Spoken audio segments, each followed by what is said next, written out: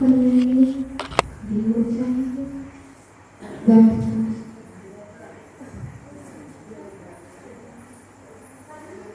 अपने सुखासन से बैठ जाएंगे, जो आसन आपको सुखमय प्रतीत होता हो।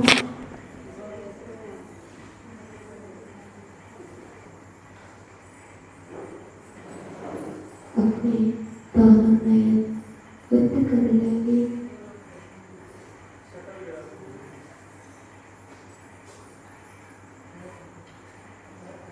ऐसे बात की है,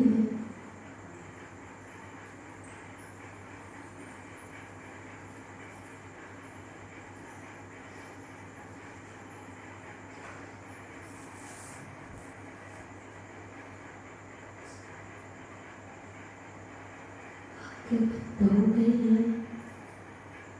एक काम था,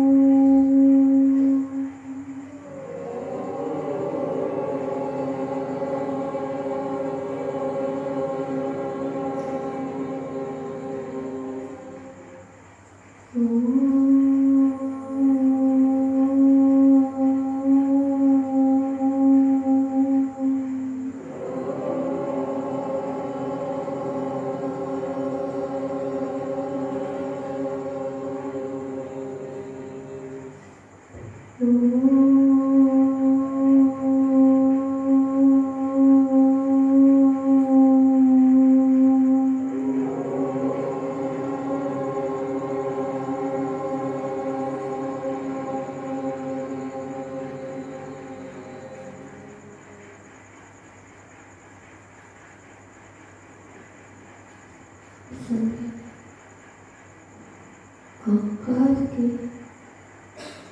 प्रतिध्वनि करते हुए अंदर के एवं बाहर के वातावरण को प्रशस्त कर लिया।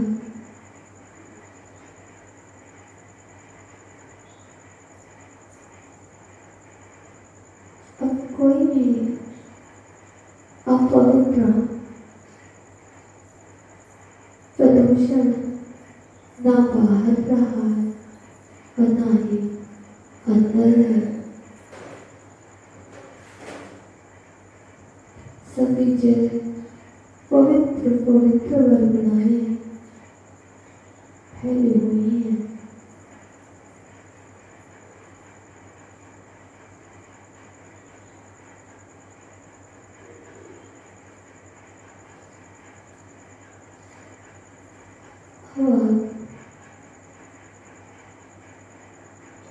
जो कुछ भी कर रहे हैं अच्छा कर रहे हैं। लक्ष्य सबका एक ही है, भगवान बनना।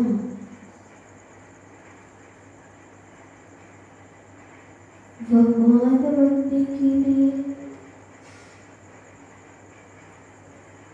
कुछ नहीं करना पड़ता है। आप भी कुछ नहीं कर रहे, लेकिन हम आपसे कह रहे हैं, आप कुछ नहीं कर रहे हो द्रव्य से, लेकिन मन के द्वारा सब कुछ कर रहे हो। भगवान बनने के लिए ना द्रव्य की क्रिया होती है, ना भाव में कोई क्रिया होती है। जैसे आप द्रव्य से कर के ऊपर कर रख कर के बैठे हो, अब कोई हलन चलन नहीं हो रही है। इसी तरह तो अपने आत्मस्वरूप में स्थित स्थिर बैठना है, अपने चेतना को, अपने मन को एक जगह स्थिर करना है, कुछ नहीं सोचना है, तो भगवान बनने में समय नहीं लगेगा।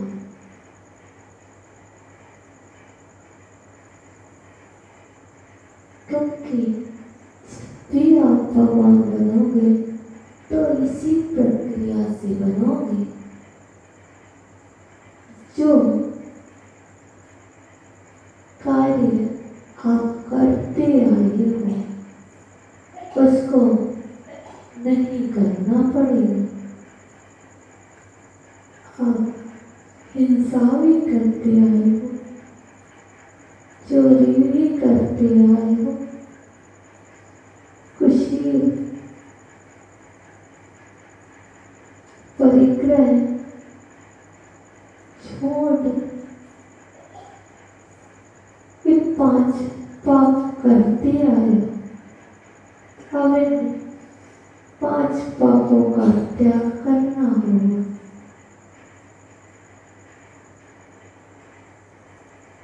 क्रोध, मान, माया, लोभ और ये 4 कसाएं, इनका भी परित्याग करना पड़ेगा।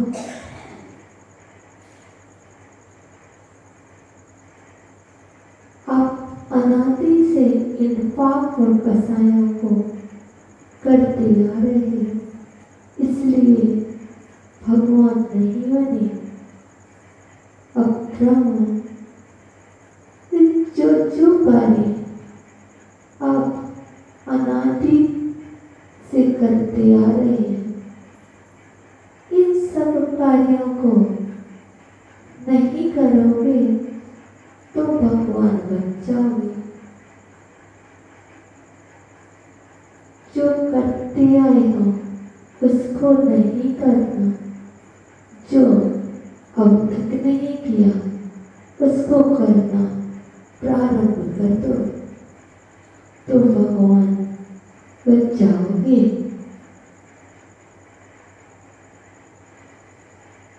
अभी तक आपने क्या नहीं किया?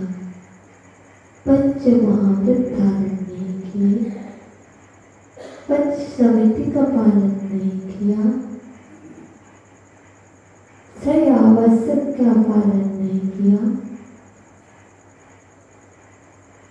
3 गुप्ती का पालन नहीं किया, 10 धर्मों का पालन नहीं किया, 12 भावनाएं नहीं निभाई, 16 भावनाएं भी नहीं निभाई,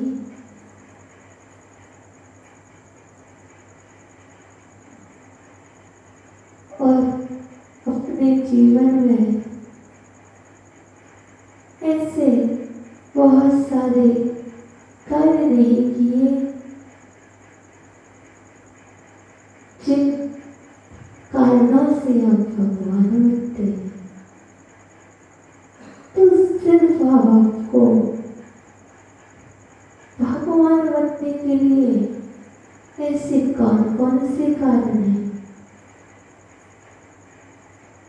जो आपने नहीं किए? सोचेंगे, क्योंकि यह तो पक्का है, भगवान तो तभी बनोगे जब आप उन कारणों को छोड़ेंगे जिन कारणों को व्यतीत करते हो।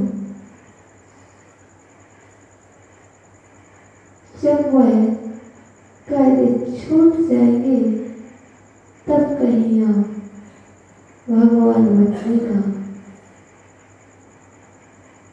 प्रयत्न कर सकोगे।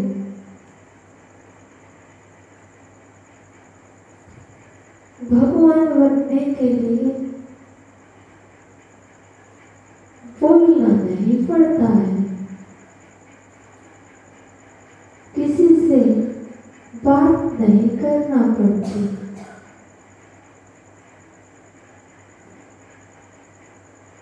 मौन धारण कर लो, करो तो एक अपने चेतना से बात करो और आपको पता होगा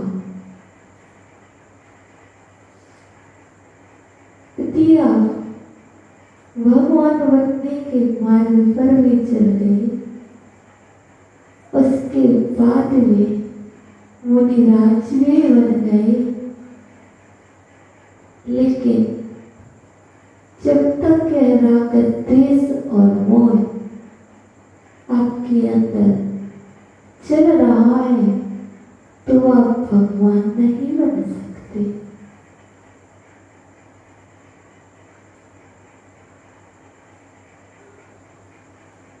भगवान तो तभी बनोगे जब पूर्ण रूप से आपका राग द्वेष और मोह का त्याग हो जाएगा।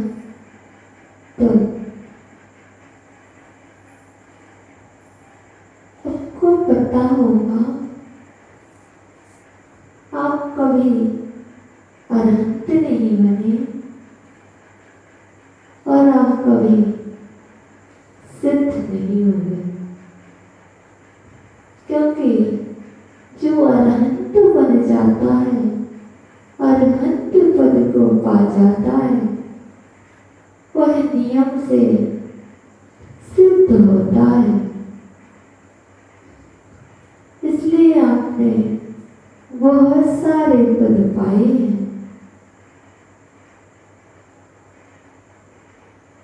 माता का पद, पिता का पद, चाचा का पद, मामा आदि के पद, ना जाने संसार के कौन कौन से पद पाए हैं। अध्यक्ष का पद, मंत्री का पद, ये पद कोई काम के पद नहीं है। ये पद तो यही छूट जाएंगे।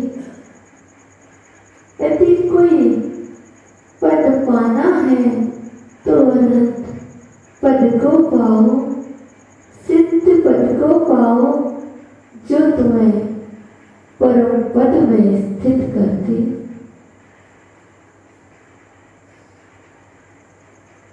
पद की इच्छा नहीं होना चाहिए कि हमें कोई पद मिले,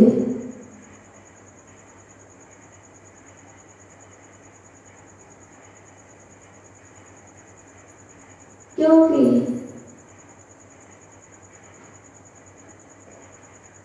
कुछ लोग सोचते हैं मुझे बहुत सारे पद मिल जाए। पद से तात्पर्य पद से भी होता है। अभी तो दो पद वाले हो, कहीं है लौकिक पद कि चाहे आपको 4 पद वाला ना बनाते।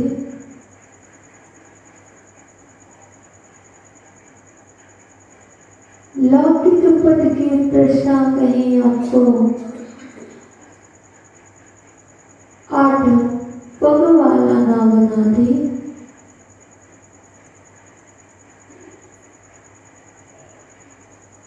क्योंकि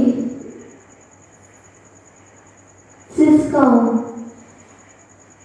अंतिम समय पद की इच्छा में और इसी में लिप्त रहता हुआ यदि आयु का बंद हो जाए तो पता नहीं अब क्या बनोगे। इसलिए पद की इच्छा भी नहीं होना चाहिए कि मुझे वह पद मिले। अब तो पुण्य कार्य करते चलो, बस पद तो आपके पुण्य के अनुरूप ही मिलेगा। जैसा कार्य करेंगे वैसा आपको फल मिल जाएगा।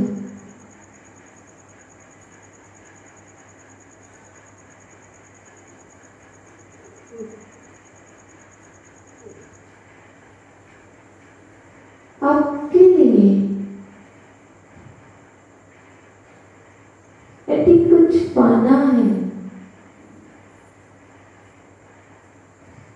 यदि कुछ पाना है तो कुछ खोना भी पड़ेगा।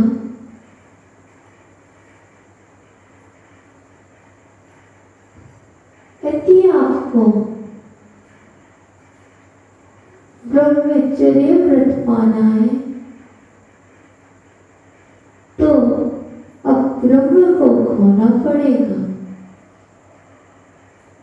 यदि आपके लिए अहिंसा को पाना है तो हिंसा को खोना पड़ेगा।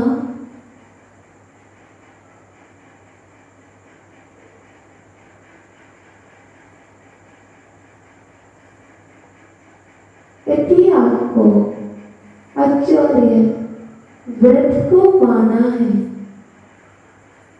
तो चोरी को खोना पड़ेगा। यदि आपके लिए अपरिग्रह महाव्रत को पाना है तो परिग्रह को भी छोड़ना पड़ेगा।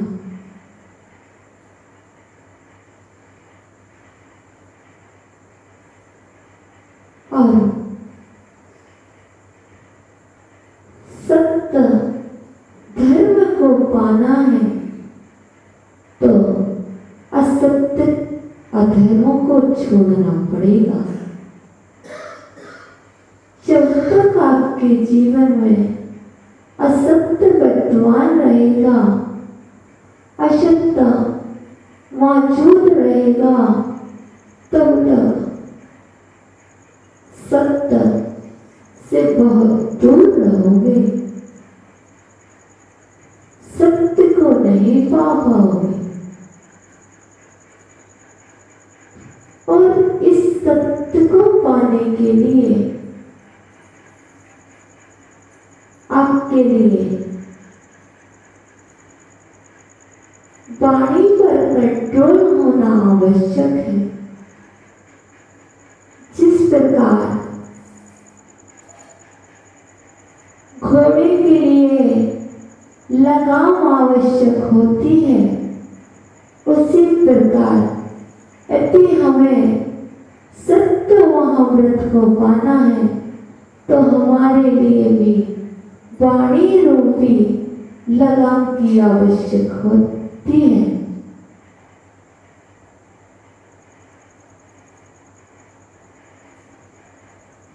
तब कहीं आप सत्य को पा पाएंगे, क्योंकि आपको पता है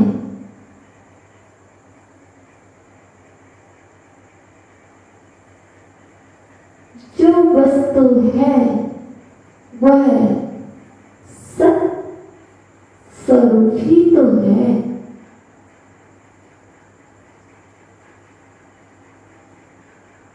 जो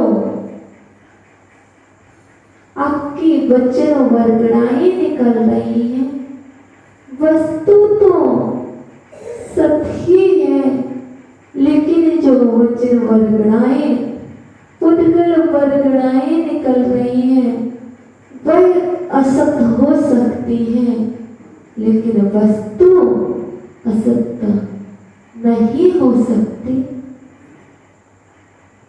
इसलिए सत्य को पाने के लिए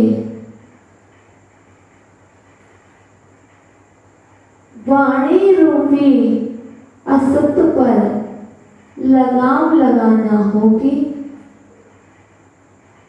क्योंकि आज तो पर्वाधिराज पर महापर्व का पंचम दिवस उत्तम सत्य आपके सामने आया है। यह उत्तम सत्य यही तो कह रहा है, सत्य बोलना है। तो कैसे बोल पाओगे? और सत्य भी ऐसा बोलना है कि हम सत्य बोले और किसी का घात भी ना हो जाए।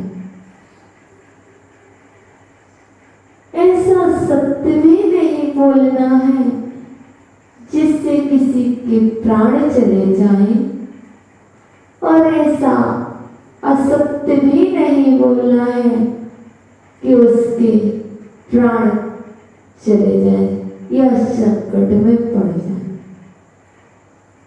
इसीलिए तो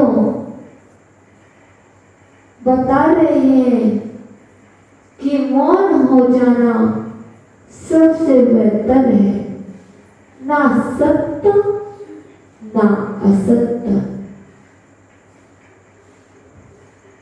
हमने अपने जीवन में अपनी इच्छा से मौन धारण नहीं किया है। वह बात अलग है कि आपको मुंह पशु बनना पड़ा हो, आप बोल नहीं पा रहे हो,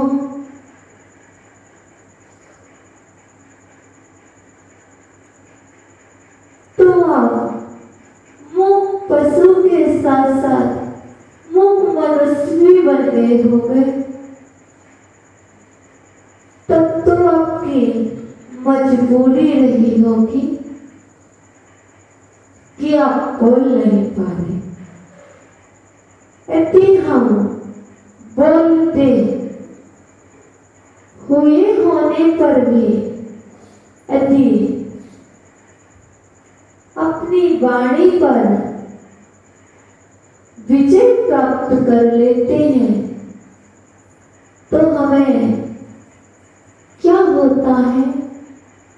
क्योंकि पूज्य गुरुदेव पूज्य आचार्य भगवान कहते हैं, यदि कोई भी व्यक्ति कंटिन्यू 12 वर्ष तक मौन धारण कर ले तो वह व्यक्ति जब भी बोलेगा, जो भी बोलेगा वह सत्य ही होगा। यदि हम चाहते हैं कि वचन सिद्धि हो जाए तो यह वचन सिद्धि तभी होगी जब हम मौन धारण करेंगे। आपको पता होगा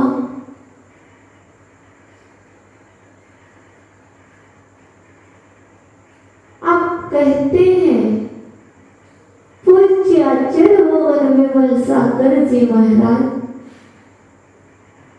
जो बात कह देते थे वह सत्य हुआ करती थी। पर कब? जब उन्होंने कई वर्षों तक मौन साधना की होगी, वाणी पर लगाम लगाया होगा, तब कहीं यह वाक सिद्धियां हुआ करती हैं। आप तो कहते हो मेरी वाणी में तो इतना भी चमत्कार नहीं है कि मेरे बेटा बेटी पोता पोती आपकी आपकी बात को सुने, यदि आप चाहते हो कि कोई आपकी बात को माने, उसके पहले आप एक नियम ले लेना कि मेरा मौन है। जब आप मौन रहेंगे, आप बात ही नहीं करेंगे, तो वह चाहेंगे आपसे बात करना, पर आप नहीं करोगे, तो एक दिन वह भी आ जाएगा कि जब भी आप कुछ समय बाद बात में बात करेंगे, तो वह भी आपकी बात को सुनने तैयार रहेंगे, और उनके लिए भी लगेगा कितने दिन बाद तो मेरे लिए मेरे बाबा जी ने या मेरे पिताजी ने कोई कार्य के लिए कहा है। आज कम से कम उन्होंने मुझसे बात तो कर ली।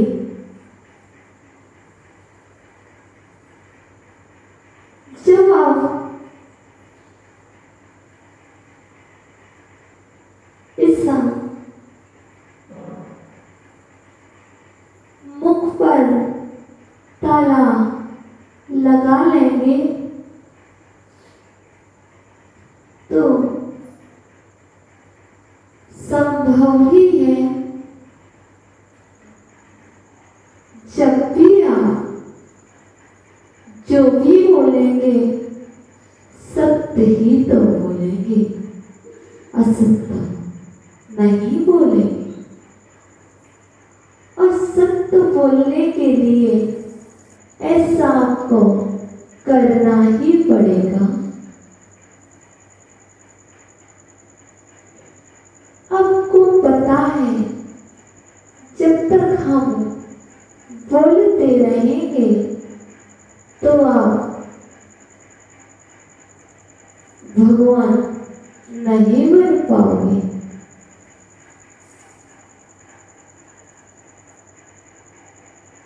और आप कहो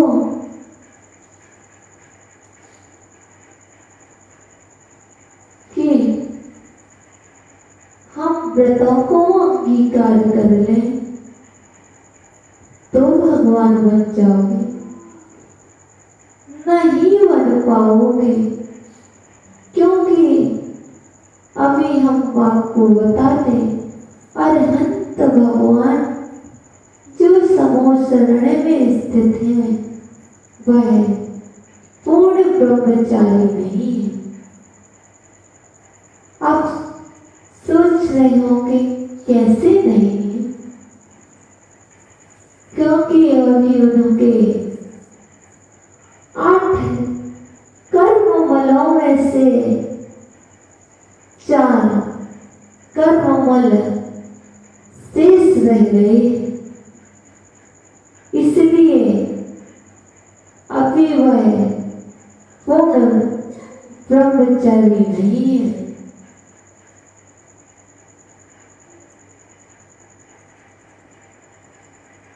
जिस दिन ये 8 कर्मों का कर्ममल दूर हो जाएगा, उस दिन आप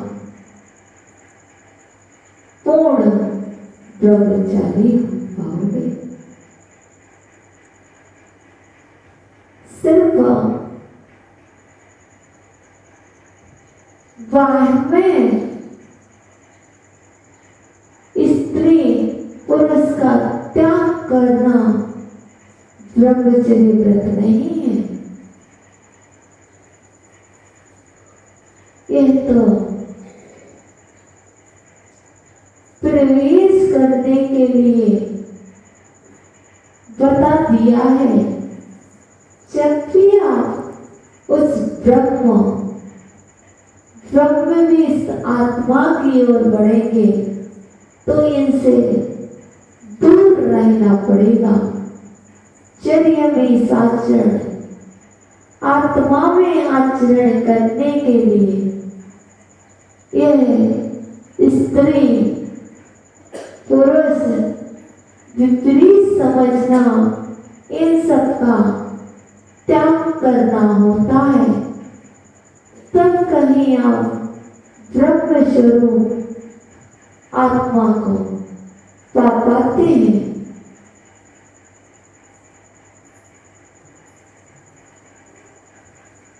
और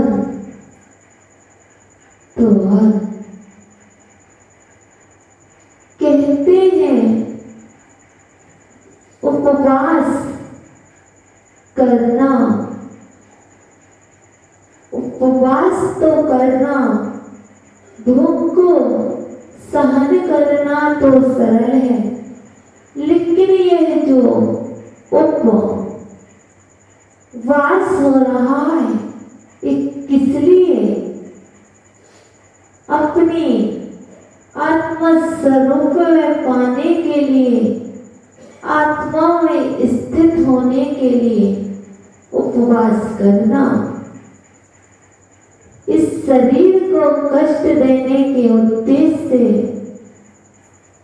उपवास नहीं करना।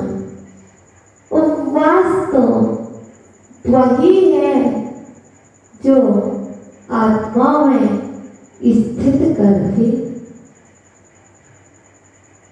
यदि उपवास भी कर रहे हो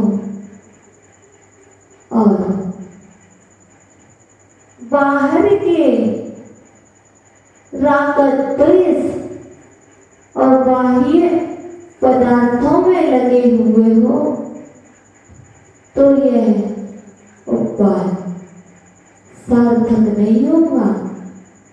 उपवास करने के बाद समता कितनी आई, विशुद्धि कितनी बनी।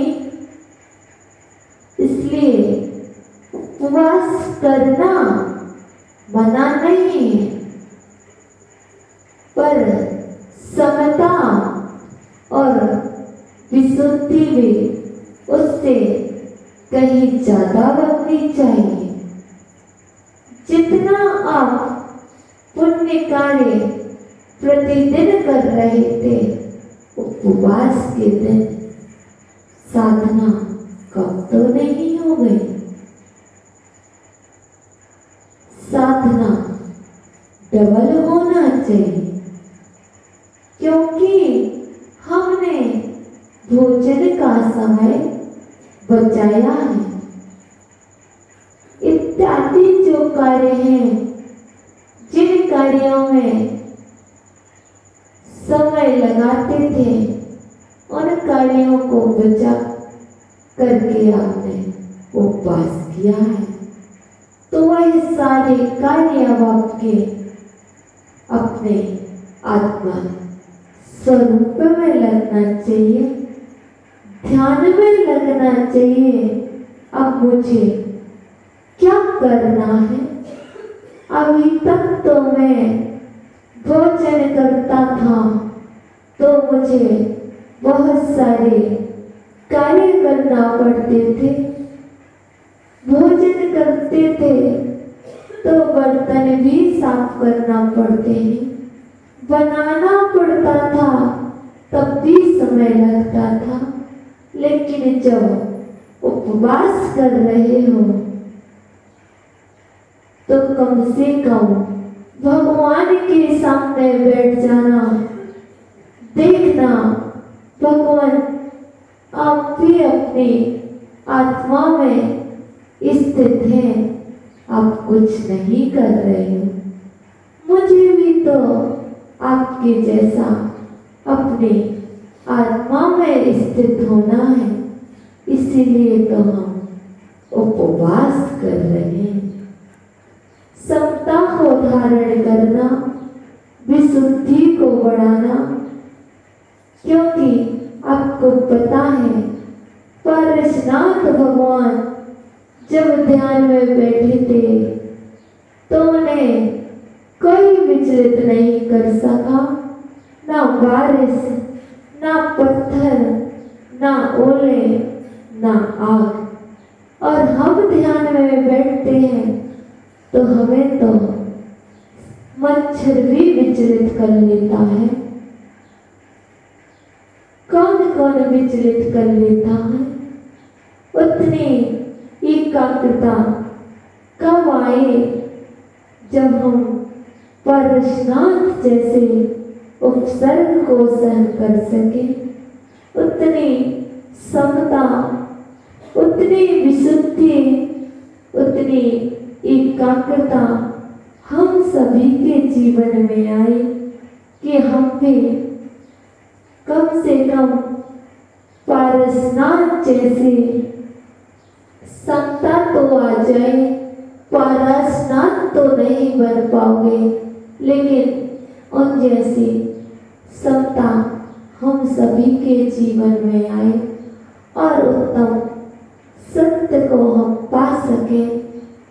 इन्हीं भावनाओं के साथ हम अपने चिंतन को, मनन को यही विराम देते हैं और आप अपने दोनों हथेलियों को मलते हुए अपने नेत्रों को खोलेंगे।